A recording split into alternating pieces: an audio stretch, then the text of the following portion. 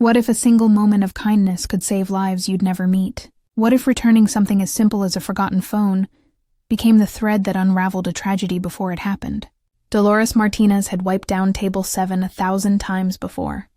But on that ordinary Tuesday evening in March, when her fingers brushed against the cool black phone left behind, she had no idea she was holding someone's entire world in her hands. The diner's fluorescent lights hummed above her as she picked it up, feeling its weight, noticing the cracked screen protector and the faint smell of expensive cologne still clinging to the leather case. She should have just set it aside in the lost and found box behind the counter.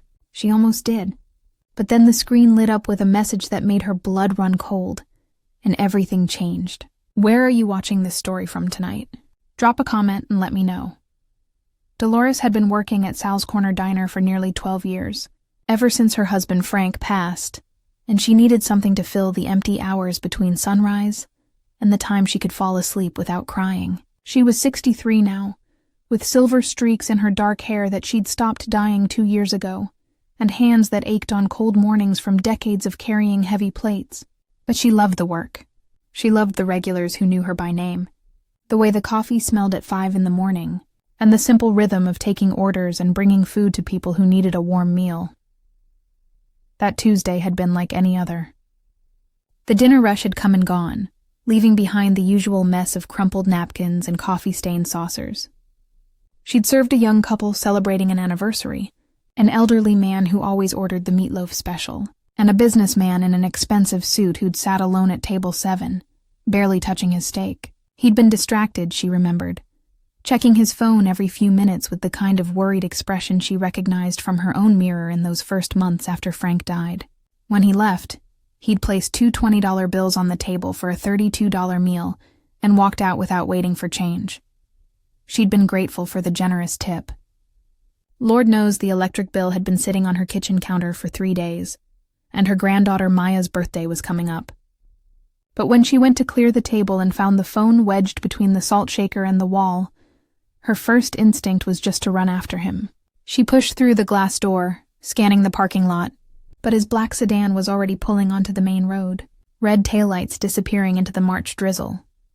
Back inside, she set the phone on the counter next to the register. Tommy, the night cook, glanced at it while flipping burgers. "Someone's going to come back for that," he said. "They always do." But as Dolores reached for her order pad, the phone screen suddenly blazed to life. A text message appeared, and even though she knew she shouldn't look, even though it was none of her business, the words were right there in front of her eyes. "Package arrives midnight. No witnesses. You know what to do." Her stomach tightened. The message was from someone called V, and it had that cold, efficient tone that made her think of old movies, the kind Frank used to watch late at night. Crime dramas where people spoke in code and nothing good ever happened after midnight. She told herself she was being silly, letting her imagination run wild. It was probably just business talk, something completely innocent that sounded sinister out of context. But then another message came through. "Your family is waiting at the house. Make sure you're there. They're expecting you." Something about those words made her hands go cold. The way "your family" and "expecting you" sat together felt like a threat wrapped in courtesy. She thought about the man who'd left the phone behind, how anxious he'd looked, how he'd kept checking it like he was waiting for bad news. And now these messages, coming one after another like storm clouds gathering. She picked up the phone, her thumb hovering over the screen. The wallpaper showed a photo of a woman with kind eyes holding 2 children, a boy and a girl, both grinning at the camera. A family, his family. The children couldn't have been older than 8 or 9. They had their mother's smile and their father's dark hair, and they looked so happy in that frozen moment that Dolores felt her heart squeeze. Tommy called out that order 12 was ready, but she barely heard him. Another message appeared. "Confirmation needed. Reply within the hour or we proceed without you." Proceed with what? The question burned in her mind. She looked at the family photo again, at those innocent faces, and felt something shift inside her. Frank used to say she had a gift for reading people, for knowing when something wasn't right. He'd called it her intuition, though she'd always just thought of it as paying attention. And right now, Every instinct she had was screaming that this wasn't a business deal or a harmless misunderstanding. This was danger. Real danger. And somewhere across town, that anxious man with the expensive suit and the generous tip had no idea that messages were piling up on his phone, that someone was waiting for confirmation he couldn't give, that whatever was supposed to happen at midnight was moving forward whether he knew about it or not. The clock above the counter showed 8:45. She had a choice to make, and not much time to make it. She could put the phone in the lost and found box like she should have done from the start, finish her shift, and go home to her quiet apartment. Or she could do something that scared her more than she wanted to admit. She could get involved. Dolores stood at the counter for what felt like hours, but was probably only minutes, the phone growing warm in her hand. The diner's familiar sounds continued around her. Tommy scraping the griddle, the coffee maker gurgling through another pot, the door chime announcing a customer. But everything felt distant, muffled, as if she were underwater, and the real world was happening somewhere above her. She thought about calling the police. That would be the sensible thing, the responsible thing. But what would she tell them? That she'd read someone's private messages and had a bad feeling. They'd probably thank her politely and tell her to leave the phone at the diner. And if she was wrong, if this really was just business, and she'd panicked over nothing, she'd have caused trouble for a paying customer who'd done nothing but leave a good tip. But if she was right, if those messages meant what she thought they meant. Another text arrived. Victor's crew is in position. Waiting on your signal. Her breath caught. Victor's crew. In position. These weren't the words of legitimate business. These were the words of people planning something terrible.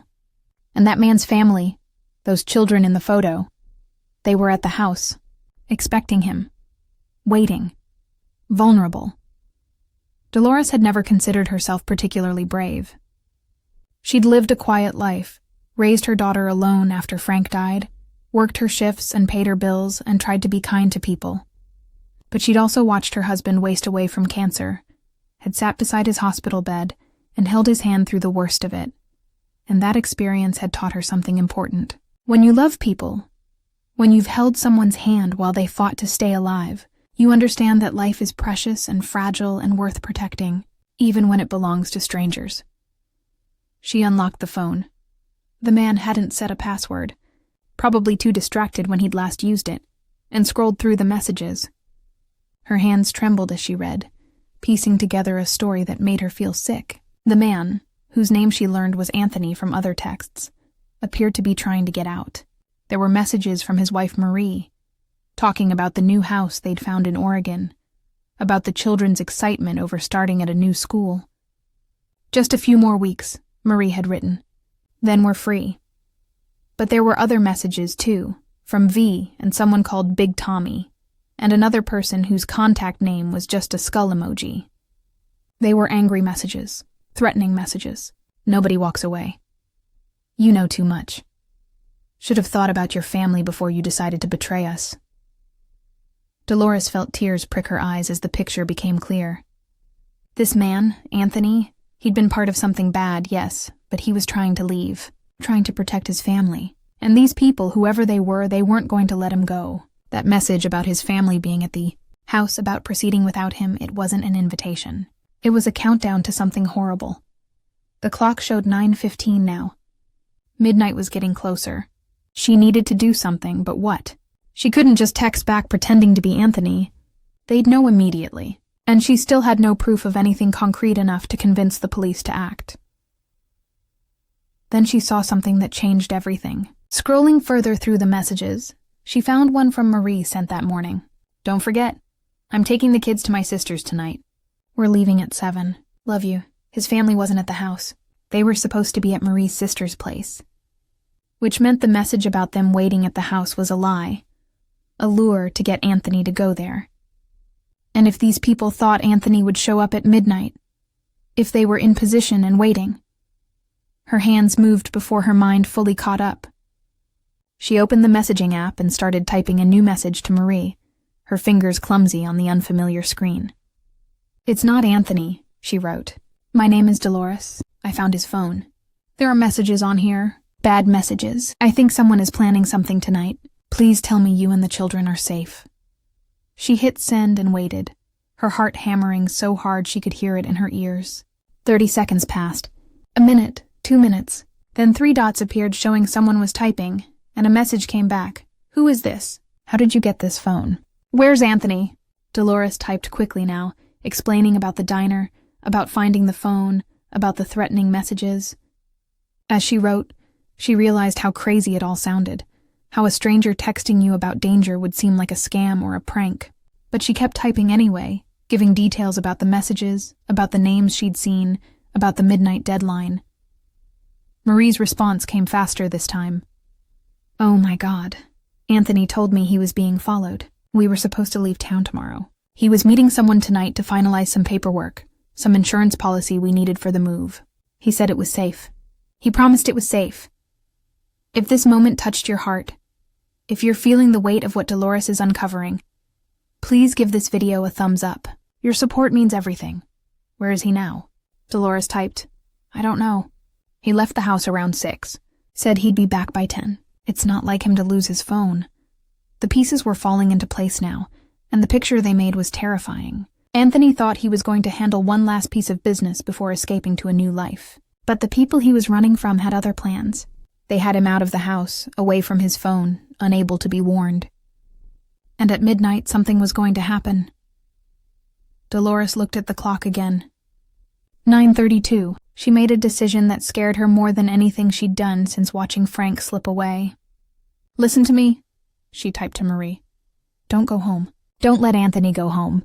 These people are waiting for him there. You need to call him right now, on a different phone, and tell him to stay away from that house. Marie's response came in frantic bursts. I can't reach him. I've been trying his cell. It goes straight to voicemail. He must have his work phone turned off. He does that sometimes when he's in meetings. Oh God, what do I do? Dolores pressed her palm against the cool counter, trying to steady herself. Her shift was ending in 20 minutes. Tommy was already cleaning the grill, and the last few customers were finishing their coffee. In her normal life, her safe life, she'd be counting out her tips right now, maybe chatting with Mrs. Henderson, who always came in at 9 for decaf and pie. Instead, she was standing here holding a stranger's phone, watching a family's life balance on a knife's edge. Does Anthony have anywhere he stops on the way home? Dolores typed. A regular place? 3 dots appeared, disappeared, appeared again. Dolores could almost feel Marie's panic through the phone. The same desperate fear she'd known herself when Frank was sick, and the doctors kept saying there was nothing more they could do. That helplessness when someone you love is in danger, and you can't reach them, can't protect them. Sometimes he stops at O'Malley's, the bar on 7th Street. He goes there to think when he's stressed. O'Malley's. Dolores knew it. She'd driven past it 1,000 times on her way home from work. It was only 10 minutes from the diner. Her mind raced.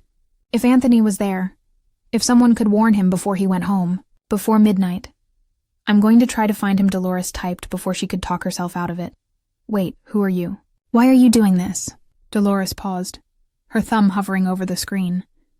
Why was she doing this? She had no connection to these people. She should be minding her own business, letting the proper authorities handle it, going home to her quiet apartment where the biggest danger was running out of tea bags. But then she thought about Frank, about those last months when strangers had shown them unexpected kindness. The nurse who'd stayed past her shift to sit with them.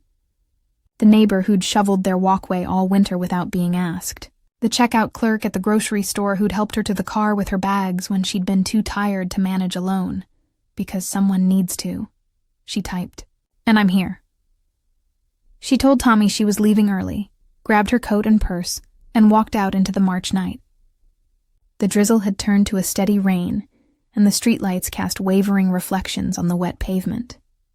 Her old Honda started with its usual reluctant cough, and she pulled out of the parking lot with her heart in her throat. What was she even doing? She was a 63-year-old waitress with arthritis and a car that needed new brakes. She wasn't equipped for this, but her hands stayed steady on the wheel and she kept driving. O'Malley's was a dive bar with a green neon sign and too few parking spots. Dolores pulled into a space near the entrance and sat for a moment, watching people come and go through the rain-streaked windshield. How would she even recognize him? She'd barely looked at his face when he was in the diner. She remembered the expensive suit, the distracted expression, the dark hair going gray at the temples. She opened Anthony's phone again and found the photos. There he was, in pictures with his wife and children, looking younger and happier than the man she'd served tonight. She studied his face, memorizing the line of his jaw, the set of his eyes. Then she got out of the car. The bar was dim and smelled of beer and old wood. A basketball game played on the TV in the corner. A dozen people scattered among the tables and booths, and at the far end of the bar, nursing what looked like whiskey, sat the man from table 7. Dolores walked toward him on shaking legs. When she was close enough, she said quietly, "Anthony?" He turned, and his face went through several emotions at once. Surprise, confusion, then recognition. "You're from the diner. You left your phone." She set it on the bar between them. "You need to read your messages. Have you ever had to warn someone about danger? Or had someone warn you? Have you ever felt called to help a stranger when every logical part of you said to stay out of it? Share your story in the comments below." He picked up the phone, his brow furrowing as he scrolled. Dolores watched his face pale, watched his hand tighten around the glass until she thought it might shatter. "Jesus," he whispered. "Oh, Jesus, my family. Your wife and kids are safe," Dolores said quickly. "They're at her sister's. But these people, they think you're going home at midnight." Anthony looked at her then, really looked at her, and she saw the fear in his eyes. But underneath it, something else. A trapped animal realizing someone had just opened the cage door. Anthony's hand shook as he scrolled through the messages, his face growing paler with each one. The bartender glanced over with mild concern, but Dolores waved him away with a tight smile. Around them, the bar's normal life continued. Laughter from a corner booth, the crack of pool balls, the drone of sports commentary. But at this small section of scarred wood, a man's entire world was crumbling and reassembling at the same time. "I thought I had more time," Anthony said, his voice barely above a whisper.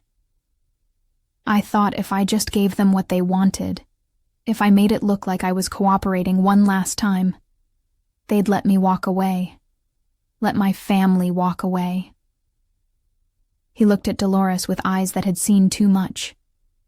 "I was wrong." "What did they want?" Dolores asked, though she wasn't sure she wanted to know the answer. "Everything.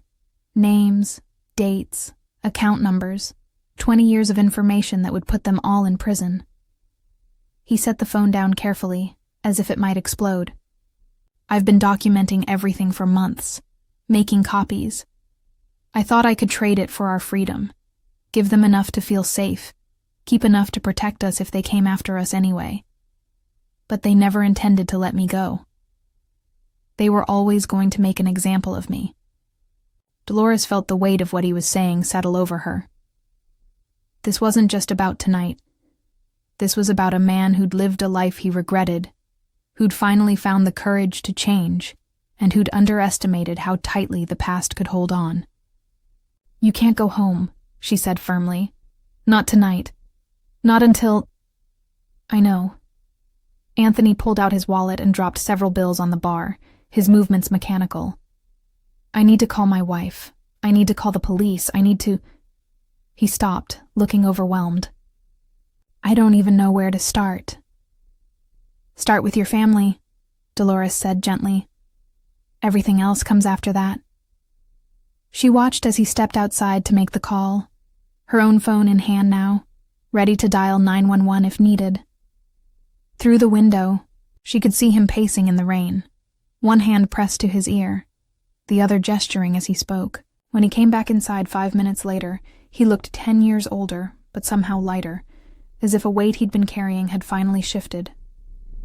"Marie's taking the kids to her sister's cabin upstate," he said. "They're leaving right now. 3 hours away." He met Dolores's eyes. "Thank you. If you hadn't found that phone, if you hadn't come here, if you'd just put it in a lost and found box like anyone else would have—" "But I didn't," Dolores interrupted. She was surprised by the steadiness in her own voice. And now we need to figure out what happens next. What happened next involved 2 police officers who arrived at O'Malley's within 20 minutes of Anthony's call. A detective who'd apparently been building a case against V and his associates for 2 years, and a rushed conversation about witness protection that made Dolores's head spin. She gave her statement, explained how she'd found the phone, showed them the messages.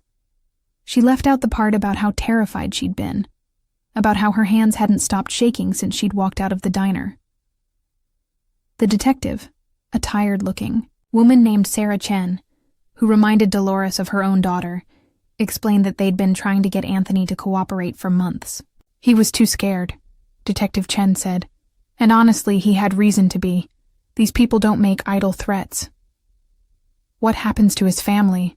Dolores asked. We protect them. That's what we do.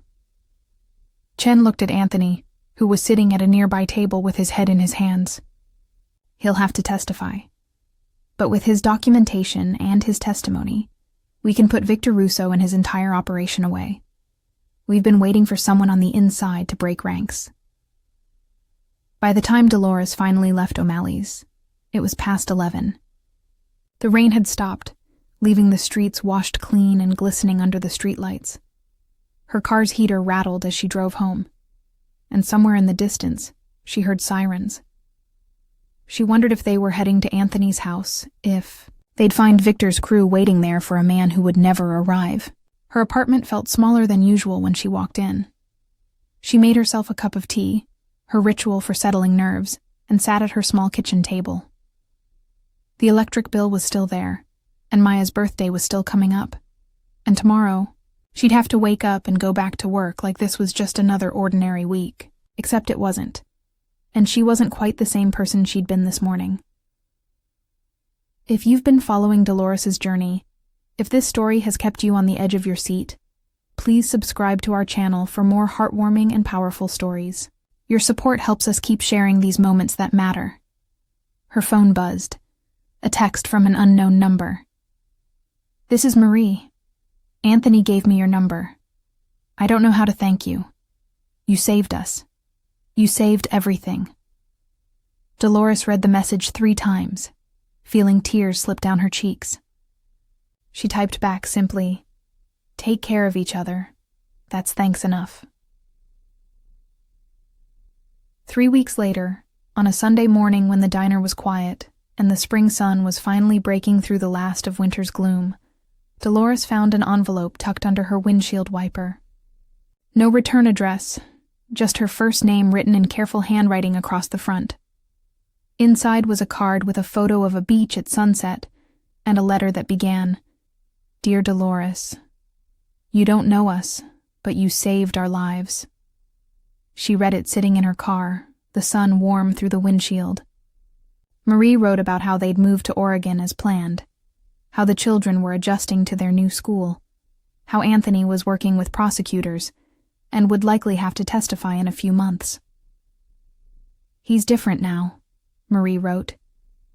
"Not just scared, but hopeful. He says meeting you reminded him that good people still exist, that kindness isn't weakness.